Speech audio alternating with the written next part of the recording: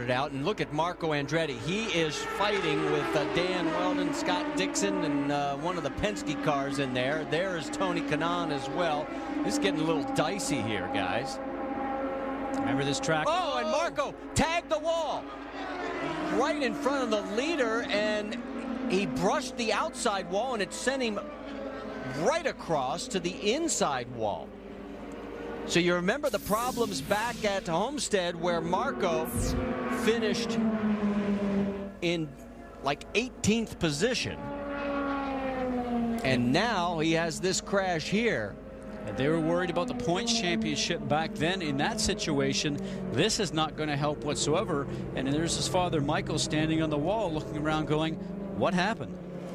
Now the question becomes, those cars that pitted under green, those that stayed out, how's this all going to play out here on lap 136 of 200? There is Michael Andretti, and his son is literally right out in front of him there on the front straightaway.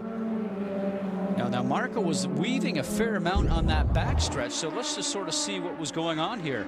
Here he is going through turns 3 and 4, the tighter turns there. He's up high, guys. He's absolutely up high, out of the black, where the groove is, where the rubber is, and gets into that gray, turns the steering wheel to avoid the wall on the outside, and when the car finally catches, it just shoots him across the track and into the inside wall. And what a job. I think it was Dan Weldon that avoided Marco there. Take another look.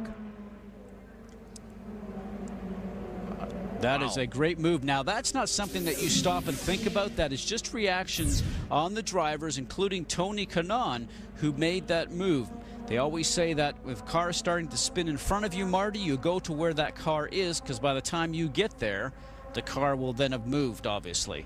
Now, here we look at it again. You can see that he's the blue car on the top side of your screen, getting into what we call the gray area, out of the black area where all the rubber is, and the groove that we call is where you want to be. And as soon as he hits the outside wall, he shoots off and hits the inside wall, and his day is done. And it was Weldon that just barely missed. When it looks like it's such an easy maneuver, but it is not. A great piece of driving by Dan Weldon, and unfortunately for Marco Andretti. In fact, we talked to Mario back at St. Petersburg, and he said bluntly, we cannot afford any more mishaps, any miscues from here on out after what happened at Homestead, and here they are here. It makes the championship a long shot. That's what he was saying at that point in time. But we also said, you know, some of the things to watch for today was to protect your equipment, because you've really got 7 weeks on the trot here between the race here, Kansas, getting into the month of May, and then into Milwaukee and Texas. So these guys are certainly going to have some work to do to be able to get the car ready for the Kansas race coming up next weekend. Right now, we are showing 6 cars on the lead lap. There's Marco climbing out of the car. He's talking